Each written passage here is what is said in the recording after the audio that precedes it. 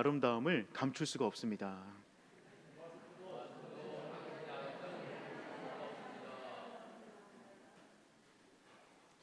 네, 정말 그런 것 같습니다. 저는 지금 여러분의 눈동자밖에 안 보이는데 눈동자도 되게 아름다우십니다. 오늘 우리가 함께 말씀을 중심으로 서로 다른 세대를 어떻게 하나님의 말씀으로 연결할 수 있을 것인가 하는 부분을 함께 좀 나누었으면 좋겠어요. PPT를 보시면서 제가 한번 말씀을 나누어 보도록 하겠습니다. 여러분 혹시 그 조지 버너드 쇼라는 분 아시죠? 노벨 물리학상까지 받으신 분이신데요. 이분이 자신의 묘비에다가 이렇게 글을 남겼다고 합니다. 우물쭈물하다가 내 이럴 줄 알았지. 우물쭈물하다가 내 이럴 줄 알았지. 확실히 문학가답게 굉장히 의미 있는 메시지를 남긴 것 같아요.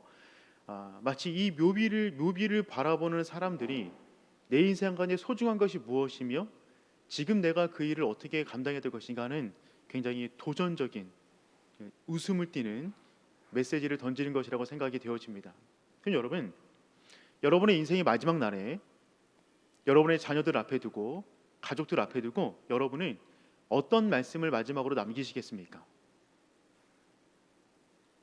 저는 여러분이 인생의 마지막 날에 가족들을 앞에 두고 한 명 한 명 야곱처럼 자녀를 축복하시면서 그렇게 천국으로 영원한 안식으로 들어가셨으면 좋겠어요. 아멘. 저는 그거를 기도하고 있습니다. 제가 인생 마지막에 그냥 갑자기 돌아가실 수 있겠으나 저는 인생의 마지막에 정말 자녀들 한 명 한 명 이름 불러가면서 이렇게 살았으면 좋겠다라는 말을 남기고 싶더라고요. 그러면 여러분은 어떤 말씀을 남기시겠습니까? 그 말씀을 하실 때 아무 말이나 하지 않을 것 같아요. 굉장히 소중한 자녀들에게 그들이 살아가는 인생 가운데 정말 소중한 것을 말해줄 것 같습니다. 이 개그우먼 김미화 씨는 이렇게 말했어요. 웃기고 자빠졌네. 물론 이분 아직 돌아가시지 않으셨는데요. 이분이 인생 마지막에 어떻게 말하겠습니까? 그러니까 이분이 이렇게 말씀하셨어요. 웃기고 자빠졌네. 이 말을 들으면 이분은 뼛속까지 개그우먼이구나. 이 말을 들으면 이분이 어떤 인생을 살았으며 어떤 걸 소중하게 여기며 마지막 그 순간까지 무엇을 하기를 원하는구나 하는 것을 우리가 분명히 알 수 있죠. 인생 마지막에 남기는 말을 들어보면 그분의 정체성을 알 수가 있는 겁니다. 인생의 마지막에 자녀들 앞에 두고 돈 많이 벌어라 뭐 이런 얘기 할 거 아니잖아요. 정말 소중한 죽음과 상관없이 영원토록 가치 있는 어떤 메시지를 분명히 자녀들에게 남길 거라고 생각이 되어집니다. 여호수아 24장의 말씀입니다. 여러분 이 본문의 말씀은요, 여호수아가 임종 직전에 유언처럼 남긴 말씀이에요. 이 말씀 우리 다 같이 한번 여호수아의 그 아비된 심정으로 다 같이 함께 읽어볼까요? 시작. 만일 여호와를 섬기는 것이 너희에게 좋지 않게 보이거든 너희 조상들이 강 저쪽에서 섬기던 신들이든지 또는 너희가 거주하는 땅에 있는 아모리 족속의 신들이든지 너희가 섬길 자를 오늘 택하라. 오직 나와 내 집은 여호와를 섬기겠노라 하니. 아멘. 여호수아가 인생의 마지막 그의 나이 110세에 이스라엘 전체 민족을 앞에 두고 이 유언의 말을 남기고 있는 것입니다. 그가 뭐라고 말하고 있냐면 너희가 섬길 자를 오늘 택하라. 오직 나와 내 집은 여호와를 섬기겠노라 라는 메시지를 남기고 있어요. 여러분 이 순간은요 굉장히 엄숙한 시간입니다. 여호수아를 이해하면 분명히 알 수 있습니다. 여호수아는 누굽니까? 이때 여호수아 나이가 110세입니다. 여러분 여호수아는요 애굽을 경험한 사람입니다. 지금 이 말을 듣는 사람 가운데 애굽을 경험한 사람이 없어요. 부모를 통하여 조부모를 통하여 이랬었더라라고 하는 흘러온 이야기를 들은 사람들이지 애굽을 경험한 사람이 없습니다. 그래서 여호수아는 애굽을 경험한 사람이에요. 애굽에서 종사를 했고요, 10가지 재앙을 경험했고요, 장자의 죽음을 목도하였고요, 홍해를 가르고 광야로 들어간 사람입니다. 이런 사람은 없습니다. 더군다나 여호수아는 누구냐면 광야 가운데는 대장군으로 활약하였습니다. 광야에 들어서자마자 아말렉과의 전투가 벌어집니다. 그때 유명한 전투를 행하죠. 모세가 산 위에서 두 손 들어 기도하고 밑에서 여호수아가 이스라엘 백성을 끌고 나가서 말도 안 되는 전쟁을 벌이는데 정말 호전적인 민족이었던 아말렉 그 무리를 무찌르는 놀라운 대승을 거두게 돼요. 이때부터 여호수아는요 광야 가운데 모든 전쟁에서 승리합니다. 그가 유일하게 패배한 전쟁은 아이성 전투, 딱 하나 빼놓고 나머지 모든 전쟁에서 승리한 대장군. 그런데 여러분 아시지만 출애굽하자마자 가데스 바네아에 도착하였는데 12명의 정탐꾼을 가나안 땅까지 파송하죠. 근데 그들이 40일 동안에 와서 정탐한 다음에 와서 그들이 10명이 악평을 합니다. 단 2명만 믿음의 보고를 드리죠. 여호수아와 갈렙. 그래서 하나님께서 뭐라고 말씀하세요? 내 귀에 들린 대로 너희에게 행하겠다. 그래서 20세 이상 그 무리는 가나안 땅에 못 들어간다. 20세 이하만 가나안 땅에 들어가게 되는 거예요. 왜 20세 이상이냐면 20세 이상을 기성세대로 보는 겁니다. 부모 세대로 보는 거예요. 그 민족 가운데 중요한 결정을 내렸던 악평의 말을 했던 그 무리는 가나안 땅에 못 들어간다는 거죠. 그런데 누구만 들어가냐면 여호수아와 갈렙이 들어가는 거예요. 그러니 여러분 광야 38년을 지내면서 이스라엘 사람들은요 정말 신기했을 겁니다. 어떤 부분이 신기하냐면 자기 조부모 세대, 자기 부모 세대가 다 죽어가고 있는데 여호수아는 죽지를 않는 거예요. 여호수아는 죽지를 않는 거예요. 저 사람 왜 안 죽지? 왜 안 죽지? 얼마나 궁금했을까? 그리고 가나안 땅에 들어갈 때 여호수아의 나이가 90대 중반입니다. 한 96세에서 80세로 추정하고 있는데요.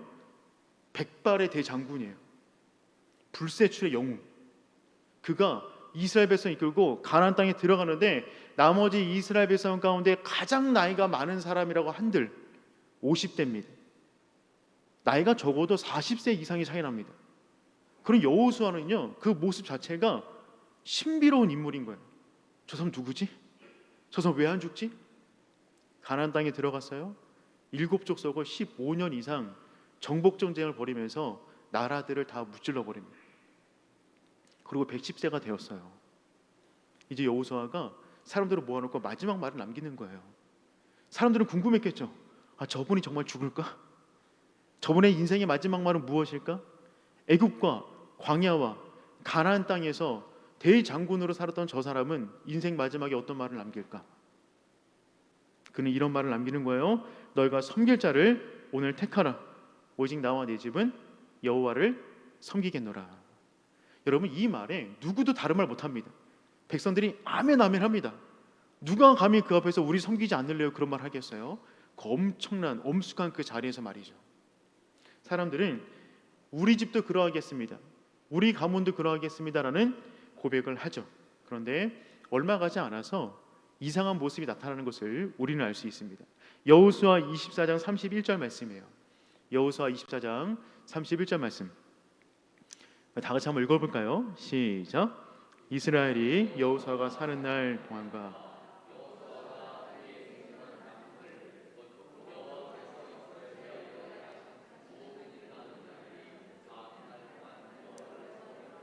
네, 여호와를 섬겼는데요. 기한이 정해져 있죠. 동안에 여호와를 섬겼더라. 여호수아가 죽고 여호수아와 함께 살게 된 장로들의 세대가 끝나고 다른 세대가 등장하기 시작하는데 그때부터 이상한 분위기가 연출되고 있는 거예요. 그래서 여호수아에서 한 장 넘기면 사사기 1장이 등장하는데 사사기 1장 보면 이런 말씀이 등장해요. 므낫세가 베스안과 그에 딸린 마을들의 주민과 다낙과 그에 딸린 마을들의 주민과 돌과 그에 딸린 마을들의 주민과 어디와 그에 딸린 마을들의 주민과 어디와 그에 딸린 마을들의 주민과 등등 나오더니 결론이 뭐냐면 주민들을 쫓아내지 못함에 가나안 족속이 결심하고 그 땅에 거주하였더니 지금 어떤 이야기냐면 정복 전쟁을 통해서 7족속의 주된 나라는 무너뜨렸으나 그 패장병들이 남아 있었습니다. 가나안 땅 가운데. 그런데 이스라엘에게 주어진 사명은 뭐냐면 그들을 전부 다 내어 쫓는 거였어요. 그게 사명이에요. 그런데 그러질 않은 거예요. 여호수아가 죽은 이후에 그 전쟁을 하지 않은 겁니다. 왜요? 그들을 내어 쫓으려면 힘들잖아요. 또 피를 봐야 되잖아요. 그래서 좋은 아이디어, 합리적인 아이디어, 시대에 맞는 생각, 이성적인 판단으로 내린 결론이 뭐냐면 그들을 우리 땅권에 살게 하고 조공을 받자. 그러면 경제적인 이득도 누리고 좋은 거 아니냐라고 하는 굉장히 이성적이며 합리적이며 경제적인 판단을 했는지 모릅니다. 그러다가 시간이 지나니까 그들과 함께 통혼하게 됩니다. 문화가 섞이고 가정이 섞였어요. 그런 다음에 나중에 내린 결론이 무엇이냐면 가나안 족속이 결심하고 그 땅에 거주하였더니. 여러분, 이 다음에 나오는 문장이 뭐냐면 오늘 우리가 읽은 본문의 말씀이에요. 여기 보면 여호수아가 사는 동안과 여호수아 뒤에 생존한 장로들 두 세대를 언급했어요. 여호수아 같은 1세대, 그 뒤에 장로들의 세대, 그 뒤에 일어난 세대를 뭐라 그러냐면 10절 중반에 다른 세대다. 이 다른 세대 특징을 두 가지를 말하죠. 여호와를 알지 못하며 여호와께서 이스라엘을 위해서 행하신 일도 알지 못하였더라. 여러분, 이 세대가 나온 배경이 뭐냐면 제가 조금 전에 말한 그 내용들이에요. 이 세대가 어떻게 등장하게 되냐면 부모 세대에게 주신, 기성 세대에게 주신 그 사명을 완수하지 않았기 때문에 다른 세대가 등장한 거예요. 이런 겁니다. 그 부모 세대는 어떻게 보면 조금 더 넓은 땅을 차지하느라, 정복 전쟁을 하느라, 혹은 조금 더 돈을 많이 버느라, 그들의 조공을 받고 그들과 합리적이며 이성적인 판단을 하느라 자신에게 주어진 사명을 다하지 않았던 거예요. 부모에게 주어진 사명이 무엇이냐면 믿음의 세대 계승입니다. 그들이 애굽 땅을 나온 이유는 예배하기 위해서 나온 거였어요. 그런데 부모 세대들이 정복 전쟁 하느라, 땅을 넓히느라, 경제적인 이득에 극대화를 하느라, 조공을 받느라 그 역할을 등한시하였더니만 세대가 두 세대 건너갔더니 다른 세대가 등장한 겁니다. 이 다른 세대 특징 두 가지를 말하고 있죠. 여호와를 알지 못하며 여호와께서 이스라엘을 위해서 행하신 일도 알지 못하였대요. 여러분, 정말 몰랐을까요?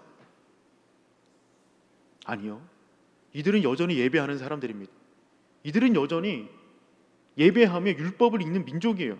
근데 왜 하나님을 알지 못하였다고 말을 하죠? 성경에서 안다라는 표현은 지적으로 안다는 것이 아니라 경험적으로 안다는 거잖아요. 생애적으로 안다는 거잖아요.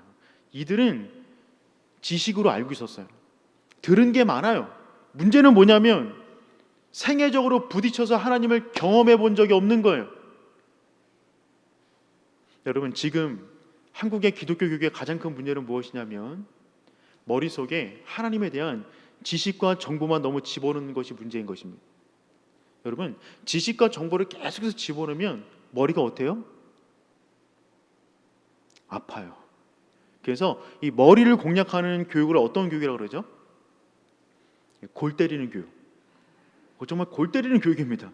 여러분, 기독교 교육을요 골 때리는 교육으로 하면 하나님을 알 길이 없어요. 기독교 교육은 머릿속에 하나님에 대한 지식과 정보를 집어넣는 것이 아니라, 그거는 스마트폰 몇 번 들으면 나옵니다. 그것이 문제가 아니라 하나님을 생애적으로 영혼의 중심에서 심장으로 느끼도록 교육하는 거예요. 그래서 기독교 교육의 타겟은 심장에 있죠. 심장. 그래서 기독교 교육을 어떤 교육이라고 그래요? 의미심장한 교육. 기독교 교육은요 골 때리는 교육이면 안 되고요, 의미심장한 교육으로 가야만 합니다. 그런데 이스라엘 백성은 그 부분에 실패했다고요. 그러니까 다른 세대가 등장한 겁니다. 종교란에 기독교라고 쓰고 있는지 모르겠으나 살아가는 삶의 형태는 그냥 가난한 사람인 거죠. 우리들의 이야기로 한번 이야기를 전개해 보았으면 좋겠어요. 제가 세 개의 의자의 비유를 들어서 한번 이 부분을 설명해 보도록 하겠습니다. 제가 지금 말씀드리는 이 내용은 브루스 윌킨스라고 하는 분이 쓰신 영적 도약이라는 책이 있는데, 그 내용에 나와 있는 부분을 제가 한번 오늘의 설교 말씀으로 재구성해서 한번 말씀해 드리도록 할게요. 여러분, 여기 의자가 3개 있습니다. 의자가 3개 있어요. 우리가 사사기 여호수아의 말씀을 통해서 3가지 세대에 관한 이야기를 함께 나누었습니다. 첫 번째 세대가 누구라고요? 여호수아입니다. 여호수아. 두 번째 세대는 누구냐면 여호수아와 함께 가나안 땅 들어간, 광야를 살아남고 가나안 땅에 들어갔던 차세대들이에요. 그다음 리더로 있었던 분들이죠. 그분들이 자녀를 낳았어요. 이 3세대는 가나안 땅 가운데서 자라는 세대입니다. 쉽게 구분하면 애굽 세대, 광야 세대, 그리고 가나안 세대까지 이어지며 그 다음에 가나안 세대 문화의 정점에 서서 성장한 세대를 3세대로 표현할 수 있을 것 같아요. 근데 여러분, 이 세대마다 일컫는 특징이 있습니다. 첫 번째 세대의 의자에는 헌신 이라는 단어가 붙어 있어요. 첫 번째 세대 특징은 뭐냐면 헌신입니다. 이들은요, 밥보다 예수예요. 말씀하시면 목숨 거는 겁니다. 애굽이라는 땅 살기는 광야보다 더 좋습니다. 하지만 하나님을 예배하기 위하여 애굽을 박차고 나오는 세대. 하나님 말씀하시면 옷 한 벌, 신발 하나 들고 먹을 거 없음에도 불구하고 그냥 40년을 걸어가는 세대. 예배하는 것만으로도 만족감을 누리며 인생을 던질 수 있었던 세대. 1세대들입니다. 1세대들의 특징은 뭐냐면 삶이 많이 힘들었어요. 이들이 자녀를 낳아요. 2세대가 등장합니다. 2세대는요, 1세대처럼 어려움을 겪지 않았어요. 애굽을 경험하지 않았어요. 힘든 광야 시대도 약간 힘들지 모르겠지만 이들이 살아가는 정점에는 기독교가 확산되었습니다. 광야 땅에 들어가서 아말렉을 무너뜨리고 여러 민족을 무너뜨리고 블레셋을 무너뜨리고 가나안 땅을 들어가고 여리고성을 무너뜨리고 일곱 족속을 내어 쫓으면서 기독교적 문화가 번성해가던 그 시기, 이 시기 가운데 기독교가 번성하며 주류 세대로 올랐던 세대, 이분들의 세대예요. 근데 이분들의 특징은 뭐냐면 타협이라는 이름이 붙여져 있습니다. 부모 세대들의 헌신을 보았거든요. 그런데 부모 세대들의 헌신을 보면서 기독교가 급성장하는 시대를 살아가는 이들 가운데 부모 세대가 가졌던 그 결핍, 열정 이런 게 없는 거예요. 그냥 세상을 더 즐기고 싶은 거죠. 이들이 자녀를 낳습니다. 이들을 자녀를 낳으니까 이 자녀들의 특징은 뭐냐면 대립이에요. 대립. 여러분, 이들은요, 기독교가 번성한 것을 경험하지 못했습니다. 도리어 기독교가 추락하는 시대를 경험하는 세대예요.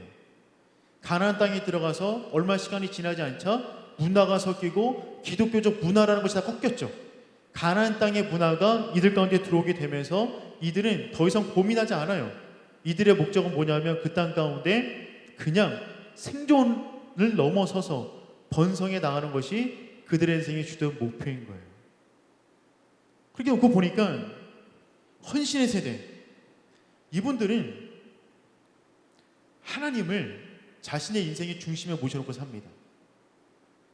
그래서 하나님과 관계를 어떻게 맺냐면 이분들은 그냥 우선순위가 하나님이에요. 다른 게 없어요.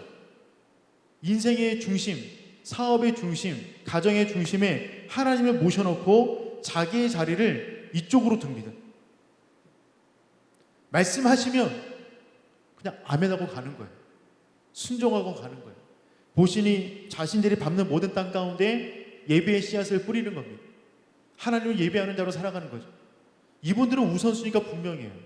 하나님 우선이고요. 그 다음이 나예요. 그 다음이 나이나 나는 별로 없어요. 하나님이면 충분합니다. 그 믿음으로 살아가는 거죠. 그런데 다음 세대가 등장했는데 이 세대는 그렇지가 않아요. 그 앞에 무릎 꿇을 마음이 없어요. 왜? 기독교가 번성하는 시대 가운데 보다 주류 시대로 들어가기를 원하는 거거든요. 주류로 올라가서 뭔가 영향력을 끼치기를 원하는 거거든요. 그런데 이들은 어떻게 하냐면 이렇게 앉아요. 미안해서 안으로 들어오지 못해요. 가장자리에 앉아있는 거예요. 요거 쉬울까요? 어려울까요? 벌써 다리에 쥐나려고 그러는데 굉장히 어려워요. 어정쩡해요. 불안해 보여요. 힘들어요. 계속 고민하고 있는 거죠. 일로 가자니 손해보는 것 같고 일로 가자니 안 믿는 사람 같고 무언가 자기의 정체성을 하나님 우선이라고 말을 하나 그 안에 또 다른 욕망을 가지고 살아가는 이들이 자녀를 낳습니다. 이 자녀들은요, 부모처럼 있지도 않아요. 그냥 자기가 앉는 거죠. 하나님은 어디 있어요? 없어요. 없어요. 본인들의 인생을 결정하며 선택하며 행동하며 하는 모든 것에 하나님이란 영역이 들어오지 않습니다. 물론 하나님을 찾을 때는 있죠. 자기 욕망을 이루기 위한 어떤 수단으로. 하나님이 목적이 아니라 수단이 된 세대. 그럼 여러분, 이 세대 가운데 어떤 세대가 가장 힘들까요? 살아가기에 제일 힘든 세대는 어떤 세대일까요? 가운데 있는 세대입니다. 여러분, 1세대와 3세대는 인생에 고민이 없어요. 우선순위 분명해요. 여기는 그냥 하나님이에요. 말씀하시면 순종하는 거예요, 그냥. 이쪽은요, 그냥 자기예요. 낀 세대는요, 고민스러운 거죠. 내가 도대체 누구지? 내가 어떻게 살아가야 되는 거지? 우리나라로 한번 비유해 보겠습니다. 우리나라 믿음의 1세대 분들이 계세요. 1세대. 우리나라에 갖은 공고를 겪으면서 일제시대와 6.25 세대를 겪었던 1세대 부모님들.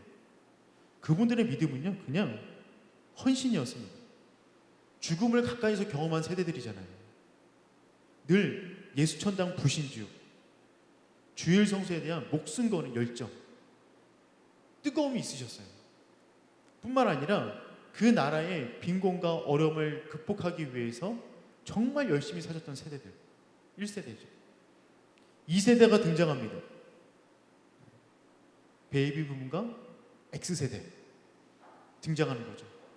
저는 X세대인데요. 이 X세대는요, 기독교가 번성하는 시기예요. 문화가 많이 있었어요, 그 안에. 그러면서 늘 들었던 이야기가 뭐냐면 사회까지 영향을 끼쳐야 돼, 탑 리더가 돼야 돼, 이런 이야기들을 많이 들으면서 어떻게 하면 기독교적 정체성을 지니면서도 사회에서 영향을 끼칠까를 고민했으나 더 깊은 욕망 속에는 뭐가 있었냐면 내가 어떻게 하면 더 잘 살 수 있을까? 라고 하는 것들이 더 컸던 세대들, 물질적 어려움을 크게 느끼지는 못했습니다. 기독교가 번성하는 시대를 살았죠. 그리고 제3세대, 지금의 밀레니얼 세대, Z세대, 알파 세대를 말합니다. 흔히 말하고 있는 다음 세대들, 청년 이하의 세대들이에요. 이들은요, 기독교가 핍박받는 시대도 아니에요. 1세대처럼. 2세대처럼 기독교가 번성하는 시대도 아니에요. 이들은요, 기독교가 하락하는 시대를 경험하고 있습니다. 지금 기독교의 사회적 신뢰도가 바닥이잖아요.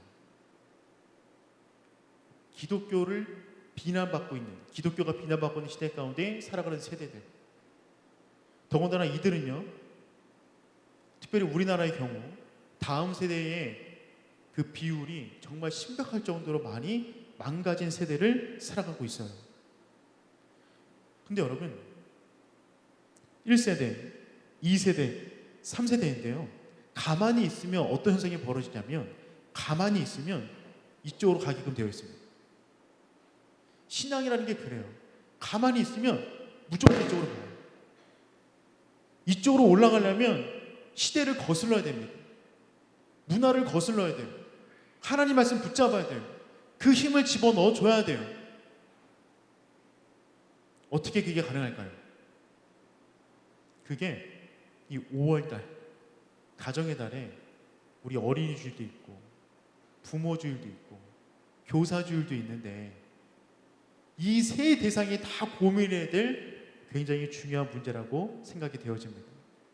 세대는 달라졌어요. 가치관이 다르고요. 신앙이 추구하는 목표도 다릅니다. 그런데 중요한 것은 무엇이냐면 우리가 이 모든 세대를 하나님의 세대로 일으켜 세워야 한다는 것입니다. 여러분, 그런데 그것을 할 수 있는 원초적인 힘이 어디에 있냐면 저는 오늘 그 이야기를 좀 함께 나눴으면 좋겠는데 그 원초적인 힘이 어디에 있냐면 여러분 결국 가정에게 있습니다. 이거는 너무 중요한 문제예요. PPT를 한 장 넘겨주시면 사사기 18장 30절 말씀이 있는데요. 사사기 18장 30절 말씀이 있는데 거기 보니까 다 이런 말씀이 있어요. 제가 한번 읽어볼게요. 단 자손이 자기들을 위하여 그 새긴 신상을 세웠고 모세의 손자요 게르솜의 아들인 요나단과 그의 자손은 단 지파의 제상이 되어 그 땅의 백성이 서로 잡히는 날까지 이르렀더라. 여기 보니까 사사기 2장에서 다른 세대 등장했잖아요. 그리고 18장에 오니까 정말 다른 세대의 모습을 보여주고 있어요. 단 지파 가운데 우상을 만듭니다.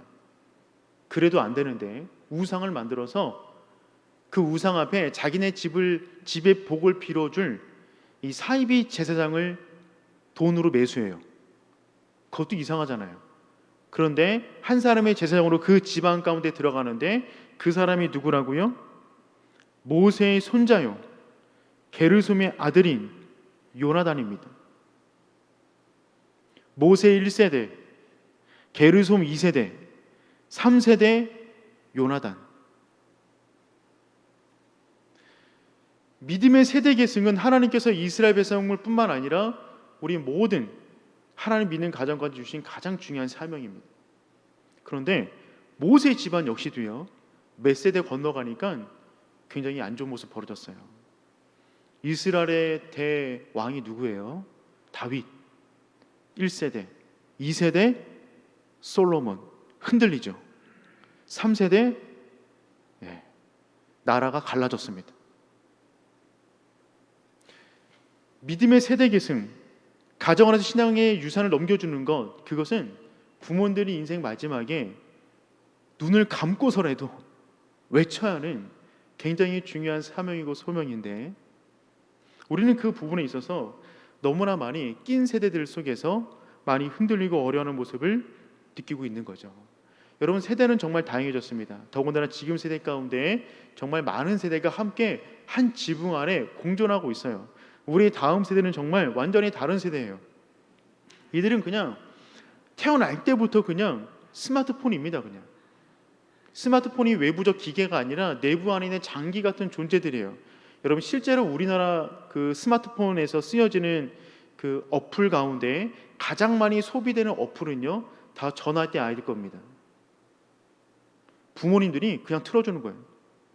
아이랑 함께 지내면 스트레스 받고 본인들이 힘드니까 아이들 어플을 그냥 막 보여주는 거죠. 저 때 아이들이 가장 많은 스마트폰을 소비하고 있어요. 근데 여러분, 다른 세대입니다.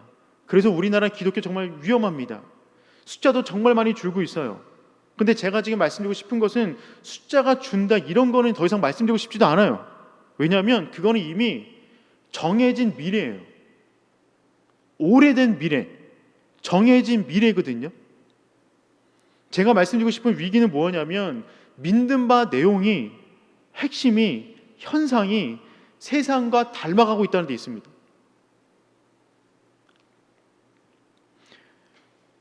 (98년도부터) 2012년도까지 최근 버전 하나 더 있는데 믿는 사람들을 대상으로 해서 각 분야에 찬성을 질문한 거예요. 했냐 안 했냐를 묻는 것이 아니라 찬성과 반대를 묻는 겁니다. 98년도에 이혼에 대해서 35% 정도가 찬성합니다라고 체크했거든요. 2012년도는 60%입니다. 그럼 지금은요? 이런 거 묻는 것 자체가 굉장히 꼰대가 되어버린 시대이죠. 낙태 36%에서 41%, 음주 54에서 72%, 흡연 46에서 62%, 혼전 성관계 29에서 51.3%로 올라갔어요. 이거 믿는 사람들이 체크한 겁니다. 그러면 이 모든 질문을 믿지 않는 사람에게 질문하면 얼마만큼의 차이가 날까요? 수치상에 얼마만큼 차이 날까요? 거의 없습니다. 거의 없어요. 우리나라에서 행해지고 있는 모든 통계 가운데 크리스찬과 넌 크리스찬의 차이는 어디에도 찾아볼 수가 없습니다. 이게 진짜 문제예요. 기독교는 한 번도 숫자 때문에 고민한 적이 없습니다. 만들어질 때부터 12명 소수였어요. 하지만 그들이 어느 땅 가운데 뿌려지든지 간에 그 땅 가운데 뿌리를 내렸고요, 땅의 거치로도 열매를 맺었어요. 왜냐하면 생명력이 있었기 때문에. 지금의 문제는 무엇이냐면 생명력이 취약해졌다. 교회 안에 세상이 들어온 거예요. 교회가 세상으로 파고드는 것이 아니라 세상이 교회 안에 들어와 있으니까 우리 아이들이 왜 교회에 오겠어요? 어차피 세상을 보는데. 그러니 여러분, 중요한 것은 무엇이냐면, 코로나가 우리에게 끊임없이 도전하고 질문하는 것은 무엇이냐면, 너희의 믿음과 본질이 무엇인가? 너희가 이래도 믿음을 유지할 수 있어? 너희가 이래도 세대 개성을 이룰 수 있겠어? 코로나 앞에도 무너지는데 뭘 할 수 있겠어? 라는 그 도전적인 시기에 우리가 다시 한번 회복해야 될 것이 있다면, 부모와 교사와 기성세대의 믿음을 회복해야 된다고 저는 믿습니다. 여러분 아시죠? 다음 세대는 한 번도 문제였던 적이 없어요. 다음 세대는 그냥 기성세대의 모습을 보고 따라한 것밖에 없어요. 시대가 지나서 2세대쯤 되니까 이런 현상들이 벌어집니다. 요거는 탈세례식이라는 사진인데요, 혹시 보셨는가 모르겠는데 드라를 두고 있는 사람이 세속주의 목사라는 사람이에요. 뭐 하는 거냐면 어릴 적 받은 유아세례 흔적을 말려버리는 겁니다. 그거 이미 없잖아요. 근데 어딘가 남았을지 모른다고 드라를 말려버리는 거예요. 저 사진 저 처음 봤을 때 무슨 찬양 집회하는 줄 알았어요. 다 이렇게 손들고 있고 되게 행복해 보이더라고요. 근데 이분들이 이런 걸 낭독해요, 증서를. 그 내용이 이와 같은데 제가 한번 읽어볼게요. 나는 내가 동의할 수 있는 나이가 되기도 전에 받은 교회의 세례가 되었든 혹은 나의 자유로운 이성의 결정으로 세례를 받았든 이제 세례를 강요한 교회와 교회의 원시적인 의식을 공식적으로 거부한다. 원시적인 의식은 세례를 말하는 거예요. 나는 모든 신조와 교리와 나의 이전 종교의 미신을 거부하며 특별히 원죄와 저주의 교리를 부정한다. 나는 모든 아이는 원죄를 가지고 태어났고 세례에 의해 씻음을 받아야 한다는 인간성에 대한 거짓되고 모욕적이며 비방하는 기독교적 신념을 거부한다. 이날 이후 나는 내가 받은 세례 기록에 기초한 어떠한 종교적인 소속이나 멤버십에서 빼주기를 원한다. 본인들이 그냥 낭독하고요, 그냥 할렐루야 외치면서 파티 벌리고 적극적 넌 크리스찬으로 살아가기를 다짐하는 세대가 지금의 다음 세대라고 부리는 세대들입니다. 뭐 이런 일이 다 있나 싶잖아요. 근데 진짜 많아요. 2008년도 영상입니다. 저분이 지금 제가 읽은 것을 낭독하고 있는 거예요.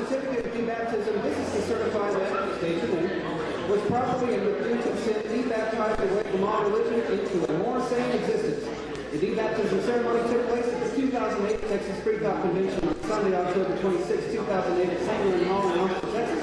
Let it be known to all that this person is now proudly secular, reasoning, and reality-based. So, that being said, 드라로 머리를 말리죠.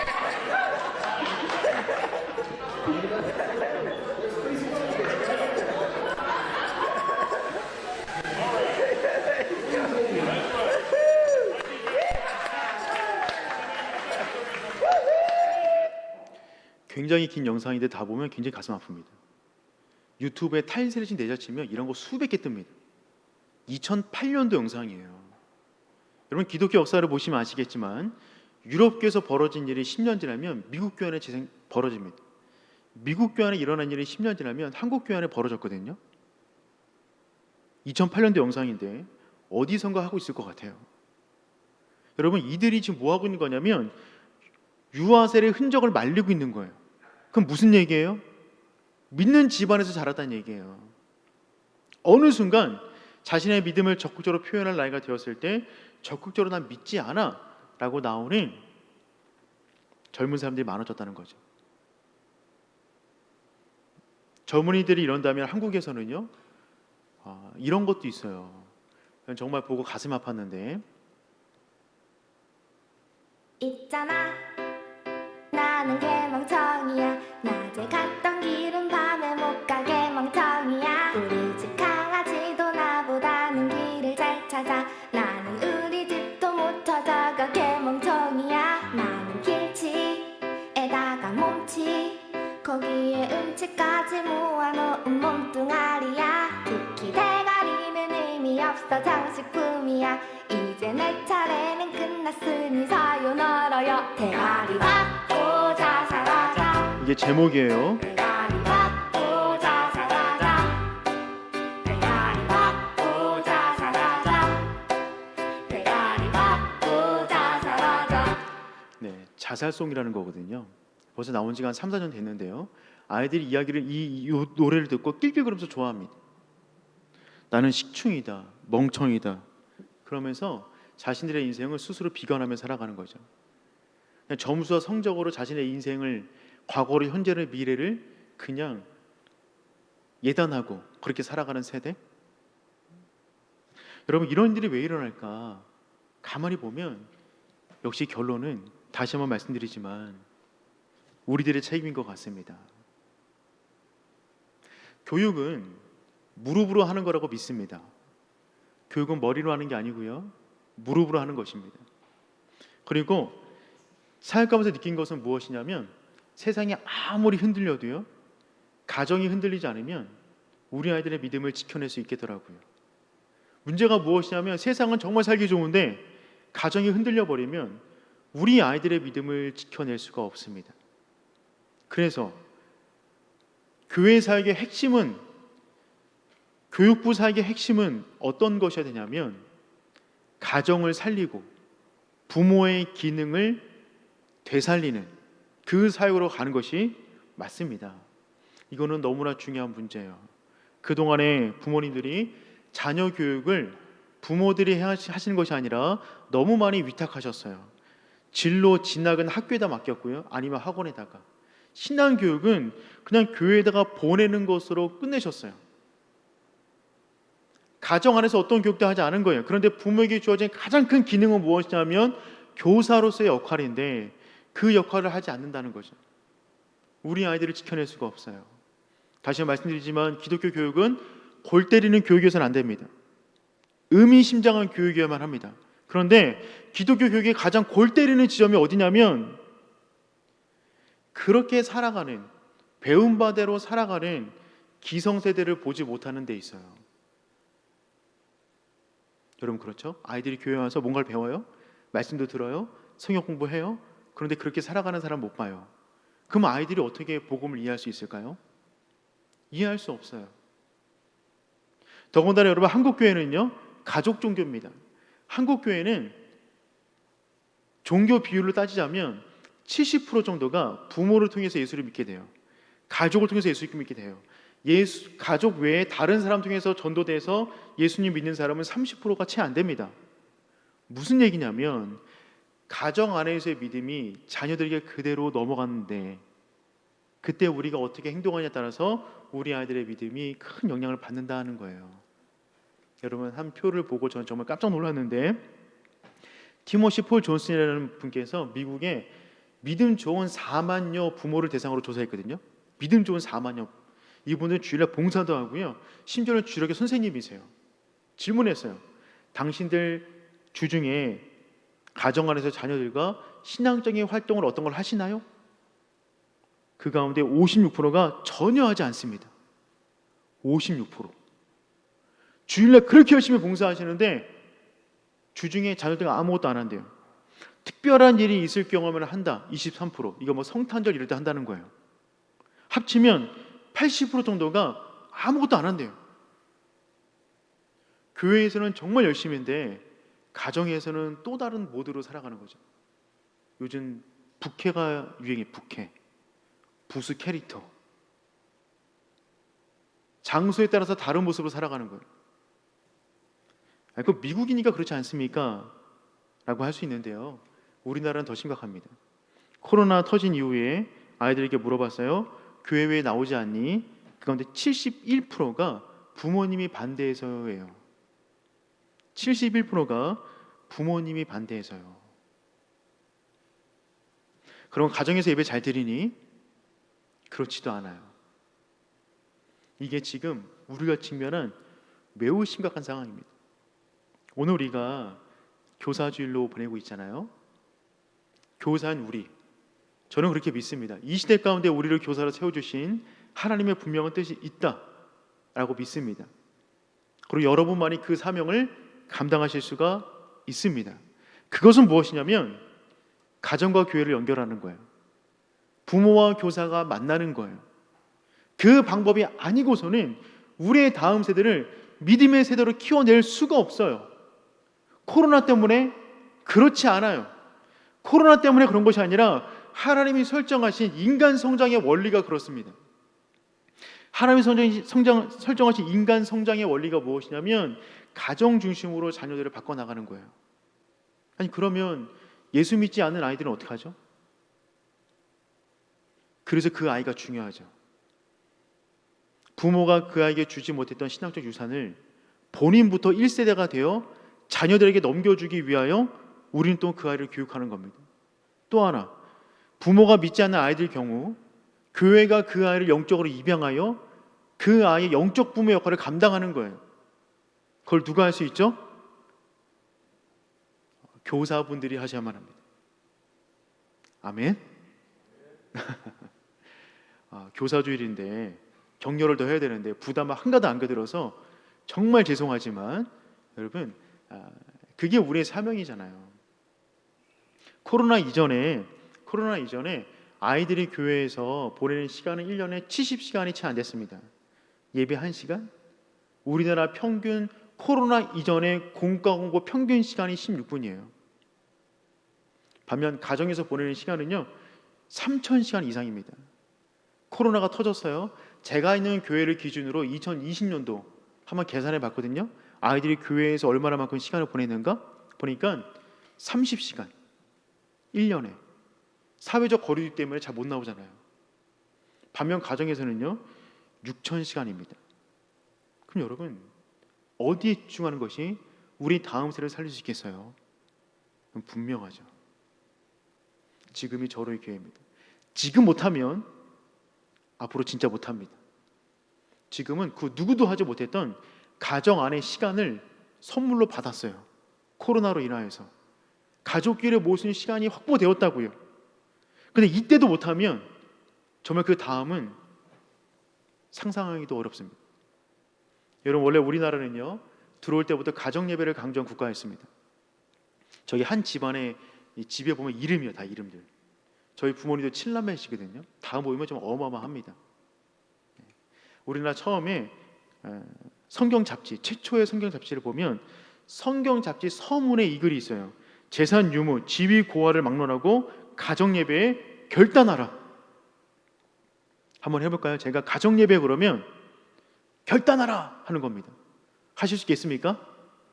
가정 예배 결단하라. 너무 멋있지 않아요? 가정 예배 결단하라, 결단하라. 또 다른 책을 보니까 이런 거 있더라고요. 가정은 공동 숙박소 아닙니다. 잠만 자지 마십시오. 복음으로 아이를 살려내야 됩니다. 라는 메시지를 전해주고 있는 거죠. 여러분, 그러기 위해서 이제는 혹시 교사분들 계십니까? 교사분들에게 특별히 말씀드려요. 교사분들, 여러분들의 가정에서부터 그 일을 해주시기를 바랍니다. 우리 안에 불씨가 있어야 불을 낼 수 있어요. 내가 불씨가 없는데 어떻게 불을 낼 수 있겠어요? 내가 가정교육의 소중함을 먼저 경험해야 내가 맡고 있는 아이들 가정의 영향력을 행사할 수 있습니다. 미국의 믿음 좋은 부모 4만여 가정을 대상으로 조사했는데 80%가 아무것도 안 한대요. 우리나라 그것보다 더하면 더했지 더 좋은 상황 아닙니다. 교사인 우리 가정에서부터 가정을 살려내는 노력이 우리 가운데 있어야 됩니다. 우리가 먼저 그 기쁨을 누려야 돼요.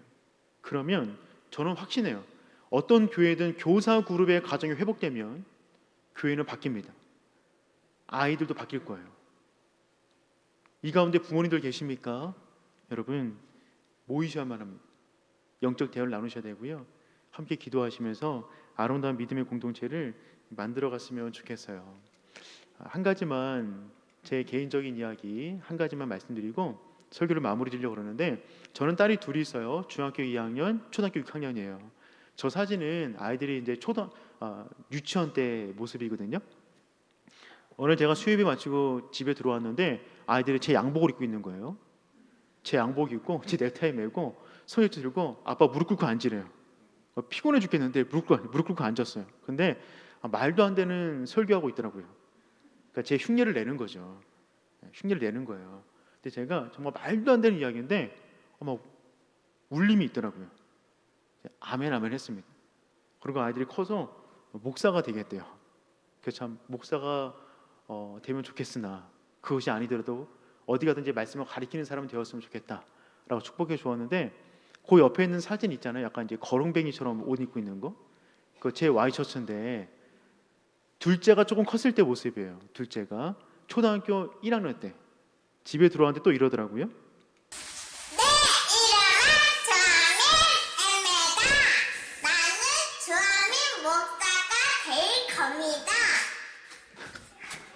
초등학교 1학년 때까지 아직 꿈이 변하지 않았어요. 지금 6학년 되었거든요. 흔들리고 있습니다. 제가 기도하고 있어요. 상관없는데 어디 가든지 좋은 교사 되었으면 좋겠다. 말씀을 가르치는 아이 되었으면 좋겠다. 라고 얘기를 하는 거죠. 저 역시 목사인데요. 결혼하고 났는데 가정 예배를 못 드리겠더라고요. 놀라지도 않으시는데 목사인데 가정 예배 드리는 게 되게 어색한 거예요. 가정 예배를 못 드리겠더라고요. 그렇게 몇 년이 지났어요. 아이를 낳았어요. 이래서는 안 되겠다 다짐하고 가정 예배를 드리기 시작했어요. 저는 제가 하고 있는 많은 사역 가운데 가장 중요한 사역은 제 가정을 지키는 사역이라고 저는 확신합니다. 그래서 지금은 정말 기회가 있을 때마다 가정 예배를 드리려고 부단히 노력해요. 아이들이 커서 집에서 가정 예배 드리는 사진인데요. 하나가 이러고 있잖아요. 김정은도 무서워한다는 중2입니다. 찍지 말라는 거죠. 한번 올리려면 얼마나 허락받아야 되는지 몰라요. 근데 그래도 앉아 있어요. 감사하죠. 그리고 작년에 여행 갔을 때 여행 어차피 가는 건데 이름을 붙였어요. 주씨 가족 비전 트립. 어차피 여행인데 그냥 비전 트립. 그래서 어느 지역 가서 갈 때마다 기도했어요. 식당에 들어가면 기도하고 놀이동산 가면 기도하고 그냥 땅밟기 기도하는 거죠. 근데 아이들이 그때 추억을 지금까지 기억하고 있어요. 올해 여러분 여행 계획 있으십니까? 어디를 가든지 간에 비전 트립으로 가십시오.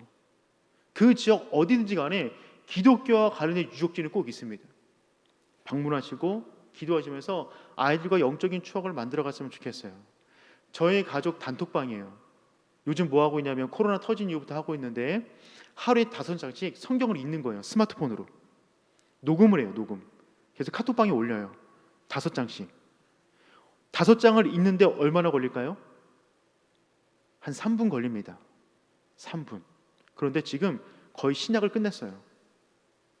저희 가족의 목표는 무엇이냐면 성경 전체를 저희 가족의 목소리를 녹음하는 mp3 파일을 만드는 거예요. 그래서 이거를 제가 제 두 딸이 결혼할 때 사위한테 넘길 거예요.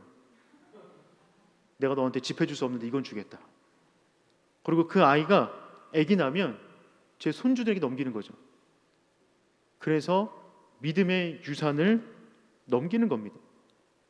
여러분, 이거는 집을 사주는 것보다 더 중요한 문제입니다. 제 인생 마지막에 남길 이야기는 그거 하나밖에 없어요. 우리 집안이 예수 잘 믿는 집안 되었으면 좋겠다. 아빠 먼저 가 있을 건데 너도 꼭 왔으면 좋겠어. 혼자 오지 말고 많이 데리고 왔으면 좋겠어. 그거 외에 우리가 아이들에게 무엇을 더 넘길 수가 있겠어요? 여러분, 코로나가 언제 잠잠할지 모르겠습니다. 원래 지금 시즌은 각 교회마다 캠프를 준비하는 시즌이잖아요. 교육부서 선생님들은 지금부터 VBS 강습회를 찾아다니고 훈련받고 준비하고 땀 흘리고 이럴 시기인데 어떻게 될지 참 답이 없는 시대입니다. 작년에 저희는 어떻게 했냐면 가정 안에서 할 수 있는 커리큘럼 만들어갖고 가정 캠프를 하도록 많은 부모님들을 만나서 교육했어요. 그때 한 가정이 이렇게 캠프를 했어요. 저희가 만든 기관에서 주제가 뭐였냐면 이때가 그레이트 리더였거든요. 모세에 관한 이야기였어요. 여기 한 가정이에요. 앞에 계신 분들이 조부모, 뒤에 있는 분들이 자녀, 손주들이에요. 티셔츠를 다 맞췄어요. 그리고 서해 쪽으로 여행을 가신 거예요. 3대가 함께 앉자마자 개회 예배, 그리고 끝나고 난 다음에 갯벌 체험. 일부러 홍해를 건넌 것을 체험하기 위해서 갯벌로 가신 거예요. 여기 구멍에 갯벌 체험. 그러면서 성경에 출애굽기에 있는 말씀을 아이들에게 가리키는 거죠. 식사할 때는 가정별로 돌아가면서 식사를 준비해서 대접하는 거예요. 그 다음에 저녁에 모여서 예배를 드려요. 그 다음날 오전에 티셔츠에다가 그루터기, 모세가 하나님 만나는 그루터기, 아니 그 떨기나무, 그거를 페인팅, 그림을 그리는 거예요. 그리고 시상을 하는 거죠. 중간에 게임도 하고 뭐도 하고. 그리고 저녁이 되었을 때 뭐 하냐면 한 명씩 돌아가면서 가족끼리 한 명씩 삥 둘러가면서 돌아가면서 얘기를 나누는 거예요. 속마음 이야기. 지금 저기 보면 위 그림은 장모님과 사위고요. 밑에는 아버지와 아들이에요. 앉아서 서로의 속마음을 얘기하는 거예요. 보면 어떨 것 같아요? 뻘쭘한 것 같나요? 한 5분 하고 넘기려고 했는데 한 사람당 1시간씩 했대요. 거의 밤을 샜대요. 가족 안에 있었던 이야기들을 풀어놓는 시간입니다. 그리고 할아버지가 할머니가 손주들에게 말씀을 가리키는 거예요. 네. 그리고 말씀 가리킨 곳에서 시상도 하고 성경 암송 대회도 하고 그러면서 3박 4일을 보내셨대요. 그게 너무 좋아가지고 지난주에 만났는데 1년 전 거 갖고 오셔갖고 저한테 막 자랑하면서 말씀하시더라고요. 그래서 제가 정말 대단하시다고, 올해도 저희가 준비했는데 제가 티셔츠를 그냥 제공해드리기로 했어요. 그리고 올해도 꼭 가셔서 좋은 시간 가지시라고. 너무 좋았대요. 지금도 가족끼리 모이면 저 얘기만 계속한대요. 저는 확실한데 이 가정은 코로나19, 코로나20, 코로나 21이 와도 아무 문제 없다고 저는 믿습니다. 여러분, 지금 우리는 정말 대변혁의 시대 가운데 있잖아요. 지금 시대 가운데 교사로 부름받았다는 것은요, 하나님께서 여러분을 믿고 있다는 사실인지 믿으시기 바랍니다. 우리에게 주어진 사명은 무엇이냐면 가정과 부모와 연계되는 것입니다. 동일한 비전을 가지고 우리의 다음 세대를 길러내는 그 중간의 징검다리, 그 통로 역할을 귀한 교사분들이 감당해 주시기를 축복합니다. 부모님들 계십니까? 교회 안에서 어떤 신학적인 자료와 교육이 진행되면 여러분 교회와 손 잡아 주십시오. 그리고 교사분들을 따뜻하게 맞이해 주시길 바랍니다. 여러분들의 자녀를 교육시키시는 정말 소중한 분들이세요. 만나면 축복해드리고 함께 우리 마포교회 가운데 하나님의 놀라운 세대 계승을 이룰 수 있는 복된 교회가 되기를 축복합니다. 제가 한번 기도하겠습니다.